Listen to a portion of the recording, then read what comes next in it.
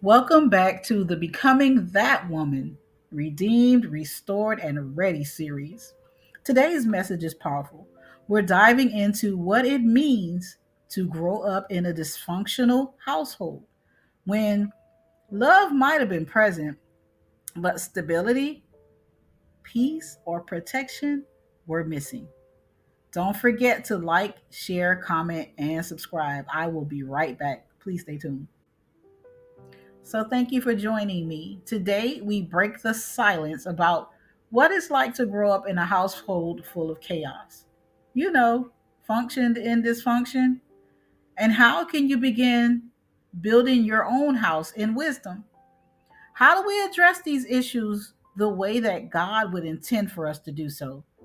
Let's take a look at some key scriptures to get us to this goal. Proverbs 14 and 1, it talks about a wise woman builds her house. And then it also talks about a foolish one tears hers down. And then First Timothy 3 and 5 talks about a call for order and stewardship in the home. We'll dive a little bit deeper in that. We'll be right back.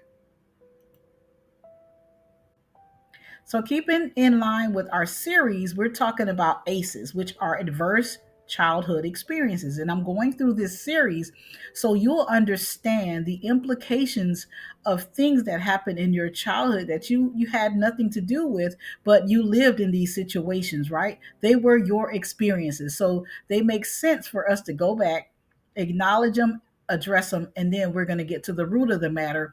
And we're going to talk about how we can uproot some childhood curses and cycles and break them. What is household dysfunction? Well, it might have looked like this: constant yelling and violence or silence, right? Nobody ever talked to you. Parents choosing lovers or themselves over their kids. Filthy or hoarded homes. Substance abuse. Mom, dad, whoever it was, in and out of jail, or whoever in the house.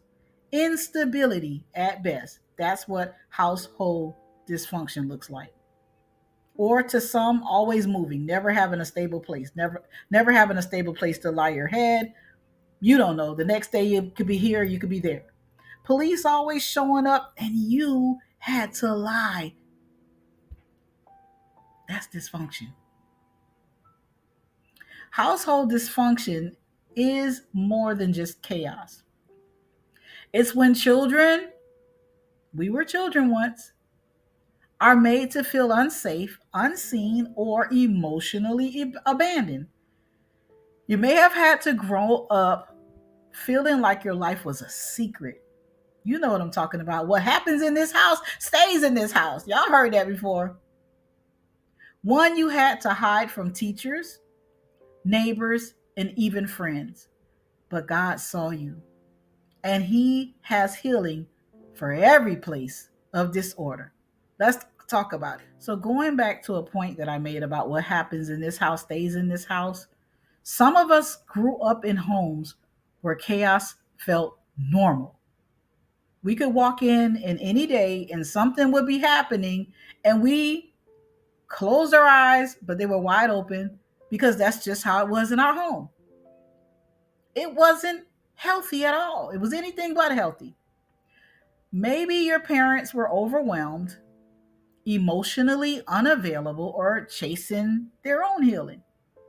Instead of structure, you learn survival. Instead of nurture, you learn to perform. These early wounds didn't come from strangers, they came from those meant to protect you and I. While that truth is painful, right? We don't want to talk about this stuff. Oh, our dirty laundry. Acknowledging it is where healing begins. We got to talk about it. This message isn't about blame, it's about breakthrough, right? In order to break through something, you got to acknowledge that it's there. You can't break through unless you acknowledge that this is here for you to go through, right? You can rewrite the story from right here today. Okay? Again, here's another scripture because I'm all about scripture. This is faith based. Faith based. programming brought to you live, right? Proverbs 11:29 talks about he who brings trouble on his family will inherit the win, only the win, right? They made a movie out of that. Isaiah 61:3. God talks about giving us beauty for ashes and the oil of joy for mourning. See, we didn't know all this stuff because we were living in confusion. We didn't know that God could turn what we were going through, right, into beauty. We didn't know about joy is going to come in the morning because we were always living in dysfunction. But one day, something happened. Either we grew up or somebody came in the picture and rescued us. God, however it happened, one day we realized my life probably wasn't so normal after all. I don't think that stuff was supposed to be happening. Maybe that's why I think the way I think. Maybe that's why I am the way that I am in relationships. Maybe that's why people can't get through to me. Maybe that's why I'm always sad and crying and unfulfilled. We're going to get to the root of it. And we're going to break that curse today. Not today, devil. Say it with me. Not today, devil. We breaking that curse. Okay? We not walking in dysfunction no more. So, a lot of times they tell you when you're doing presentations or you're talking to people, refer to your notes, not really the slides. But in this case right here, I want to deal with these things, okay? So y'all forgive me for breaking out of, context and going into this information right here, because there is an emotional fallout of chaos. And I want to touch on it before I read and talk about what I've got here in my notes. When there's an emotional fallout from chaos, you notice that affection was inconsistent.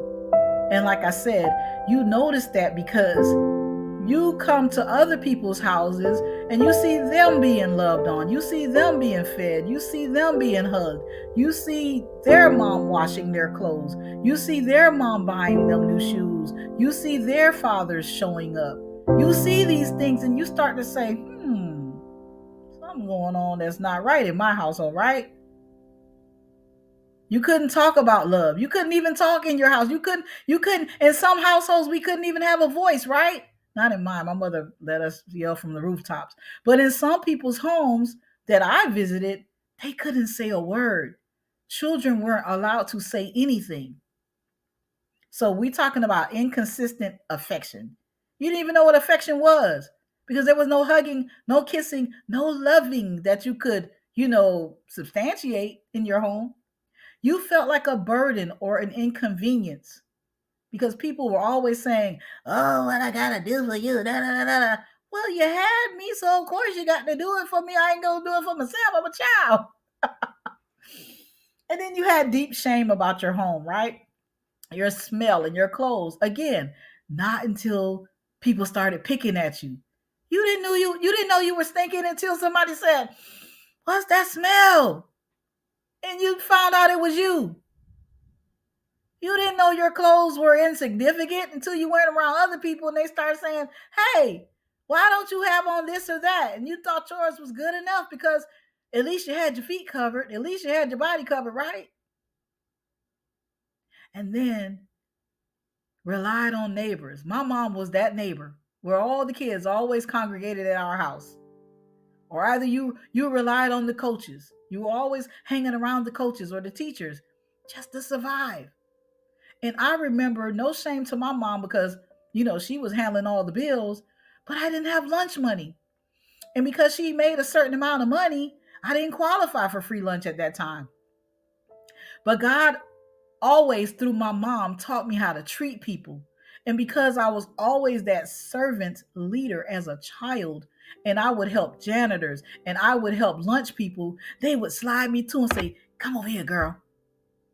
Why you not eating?" And then I'll be like, "Oh God, I'm ashamed to say this. I don't have any money to eat lunch." And them cafeteria ladies would slide me lunch and they would give me the big portions. And my friends would say, "Hey, how did you get that?" And they would look at me like, "You better shut your mouth." And I would shut my mouth and eat my food. and I got seconds. And if I wanted thirds because I wanted to share it with somebody, they gave me thirds. Y'all hear what I'm saying? Because of that area in my life where my mom didn't have it because she was doing all that she can do, I had to rely on the cafeteria workers to eat. Okay? And I know it's some of y'all out there too. So this is where we break the lie that it was just normal. That's how it was. If your home wasn't clean or safe, you probably internalized the shame. That meant you went around just keeping it to yourself and you never talked about it. Maybe you were mocked or avoided. Maybe you hated school pictures or home visits, right? Terrified of home visits. Teacher said they come into your house and you started straightening up seriously because you didn't want them to come in there and see what was going on. And when you left home, you vowed never to go back. That wasn't rebellion. That was self-preservation.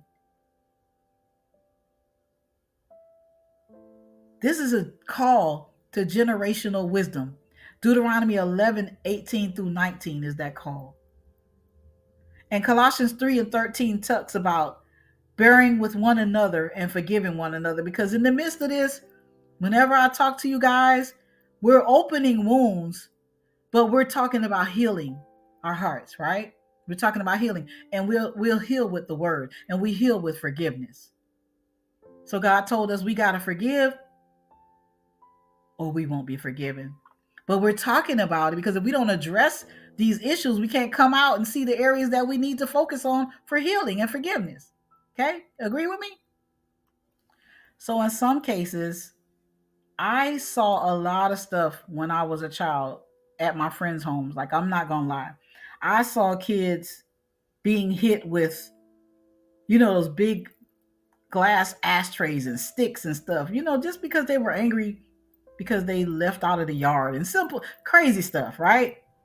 And so I want to talk right now about when home wasn't safe or clean. I know this hits deep. I know it hits deep. And that's what we want to do. We want it to hit deep because we want things to surface so we can deal with it. Some of us were raised in filth because the adults were in active abuse cycles. That wasn't my story. Some people had that story. I saw it. Saw my friends go through a lot of this stuff. Or their family, like their mom or their dad, maybe they didn't know it. Maybe they were going through active abuse, right? Somebody, their spouse or something was abusing them, right? Or they were abusing themselves with drugs or something like that. Or they themselves were abused, right? In their homes. Something you didn't even know about, right? They didn't have enough emotional bandwidth to clean or cook or to provide love. But we were children. I can't be understanding about something that I don't know about. I guess that's not my business. That's my mom's business. You know what I'm saying? I wouldn't know that. You wouldn't know that. But it's reflected in the way that they took care of you, right? This is why your home wasn't safe or clean, because their home wasn't safe or clean. Now some of us see those same patterns popping up in our own homes. You can't sit around blaming your mom and your dad for stuff that you're doing to your own kids. We got to get it together. That's why I'm saying I'm here to help break generational curses, because it has to stop with us. Okay? But you don't have to stay stuck. God gives us the tools to rebuild. Okay? So I just wanted to inject a couple of scriptures here right quick with you, because I keep referring to First Timothy 3 and 5. First Timothy 3 and 5. It says, "For if a man does not know how to rule his own house, how will he take care of the church of God?" How can you go about preaching and talking about the Lord when your home is a mess? Your own home is a mess, right? We talk about ministry starting at home and then it's spread abroad. First, you got to minister to those in your household, right? You got to do good by your family, right? Say if you the guy, it also talks about if a man who don't provide for his own home is worse than an infidel, an unbeliever, right? And then to get us back situated, I'm going to go to another verse, but then I wanted to also talk about what I touched on a little while ago about Proverbs 14, right? One where it talks about the wise woman. The wise woman builds her house, but the foolish is in King James. I like it because it says plucks it down with her own hands. See, sometimes some of us have wise mothers, and other of us have foolish mothers.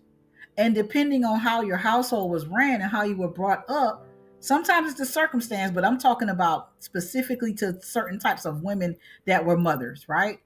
Some of them didn't just, they just were foolish, right? And so that was reflected in your household because they was self-sabotaging and literally sabotaging things, right? You couldn't trust them from here, especially people that were hooked on drugs, right? You couldn't trust them. You couldn't have gifts or anything important around them because they would steal them, right? Or you had people in your family that they let in that did those type of things, made foolish decisions. But it says a wise woman builds her home. So this wise woman, she is walking in the wisdom of God. She's not walking by, her own dictates. She's allowing God to lead her. So some of us, had wise parents and we still had rough times. We still had dysfunction. But some of us were led by some foolish women, and that's why those circumstances were that way. So I'm giving you these scenarios to let you know that in either situation, with having either a wise woman or a foolish woman, you still could have been living in dysfunction. But I just wanted you to recognize that if you are that wise woman, God was leading you through all this stuff, then you understand from a spiritual and a biblical implication as to why things happen in your life. They happen for a reason that God intended for them to happen, because all things work together for the good of those who love the Lord and who are called according to his purpose, right? So that's how we got to look at it. But if it was a foolish woman, then it just wasn't no hope. You know what I'm saying? Because every decision they made was based on foolishness. And you have to look at the situations so you can determine where you are and why things happen in your life the way they happen. That's all I'm saying. But in the end, Colossians tells us that we have to bear with one another, forgiving one another. And if one has a complaint against another, even as Christ forgave you, so you must also forgive. Again, we're talking about healing and forgiveness and understanding, having an understanding of where we are, why we are the way we are. Household dysfunction. We're talking about household dysfunction. And so, as a lot of times we hear people say, I cannot tell it all. I'm not here to tell it all. And I'm not here to shame or point the finger at my mom or anything, but I'm telling you so that I can be transparent with you so you'll understand what some dysfunction may have looked like in your house and you're able to talk about it, right? So let me tell you my story, what dysfunction looked like in my house, which like I said, I didn't really realize it was dysfunction until, so as I was saying, sorry, somebody came to the door. This is real life. Yeah, but okay, for instance, in my home, smoking marijuana was the norm. I had no idea, child, that was illegal and people wasn't supposed to be doing it until we had these lessons about say no to drugs in school. And I'm like, whoop. Because at 9 years old, my stepfather showed me how to roll a joint. That's what I was living with in my house. It was normal. They grew marijuana, right? We had marijuana plants everywhere. Okay? But that wasn't a norm for everybody. But I didn't know that. That's how it was in my house. You get what I'm saying? That is a particular dysfunction, okay? Because it wasn't supposed to be happening.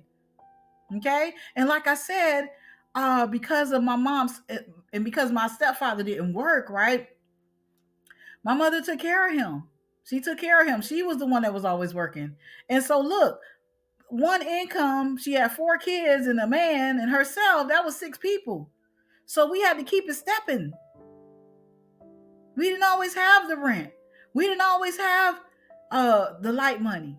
We didn't always have the water money. I told y'all about that last week. But God supplied for our needs, yes. But we were still living in dysfunction. That is the truth. That is the truth. We got to live in our truth. But now God has taught me, and I raised my kids in the Lord, and we still struggled. The struggle was not over. Now I took his yoke upon me, right? Because he said, "Take my yoke." Right? His yoke is easy, and his burdens were light. Yes, but I still went through struggles in my life because I was the only breadwinner. I was the only one working, and so it was hard. And I tried my best not to. I didn't have any men around my children all the time that they were living with me. I never had any men before them, right? They didn't know that lifestyle. But at the same time, it still was hard.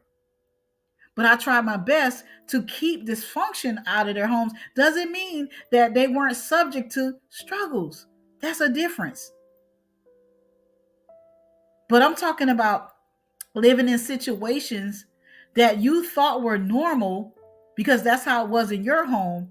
But when you found out that this is how society views this lifestyle, then you knew, dang, that's why my thinking and my ways are dysfunctional, because of the things that I thought was the way I was supposed to be raised was not. Okay? That's a little bit of my story. As we go along, I'll tell you more. But that's a part of it with dysfunction and how, it applies to me. What's your story? So, as a part of our healing exercise, I want you to speak these scriptures aloud. Ephesians 3:20, that's a really popular scripture, but I want you to really take it to heart. Now unto him who is able to do, what is he able to do? Exceeding abundantly above all that we can ask or think, according to the power that works in us. Not in God, it says in us. And then it says, train up a child in the way they should go. And when they get old, they won't depart from it. I'm trying to help you to turn dysfunction into functioning homes. And also to forgive. We must forgive our parents, forgive ourselves, forgive our caretakers, and we have to heal. That's how we heal. And then I want to read Deuteronomy 11:18 through 19, because this is what we should have been done in our homes and what we can do for our homes, right? He talks about in Deuteronomy 11:18 and 19, therefore, you shall lay up these words of mine in your heart and in your soul, and bind them as a sign on your hand, and they shall be as frontlets between your eyes. You shall teach them to your children, speaking of them when you sit in your house, and when you walk by the way, when you lie down, and when you rise up. These are the ways that we can break these curses in our home, by putting the word before us, by using it, by doing it, by putting it in our heart so we won't sin against him, even in our house, by understanding that a wise woman builds up her house and a foolish tears it down. Which woman are you? So, this marks the end of this part of our series, Becoming That Woman, Restored, Redeemed, and Ready. My final thoughts and challenges are, I want you to make a declaration. Say this with me: I will build my house with wisdom. That's how we're going to break the curse. We're not going to keep on rehearsing the past hurts, the pain, the struggles, and all that type of stuff. We're going to acknowledge them. We're going to address them. We're going to talk about them. That's what I'm talking about. We're going to talk about them, talk about how they make us feel, talk about how we didn't appreciate these things, right? And we're going to change them within our own household, because we cannot sit and hold somebody responsible for something we're doing right now in our own houses, okay? So you say, I will build my house with wisdom. I don't know what you're going to do, right? So start a journal and talk about these things, right? What dysfunction did I normalize? What did I think was normal, right? I want you to write one thing that you'll no longer allow in your home now, or that you won't allow in your future home. This is how we start becoming that woman, restored, redeemed, and ready for purpose. This journey is just beginning, and God is walking with you, and I will be here too. Next week, please tune in to this series. I got something more in store for you. I love you. God bless you, and have a wonderful day. Don't forget to like, share, comment, and subscribe.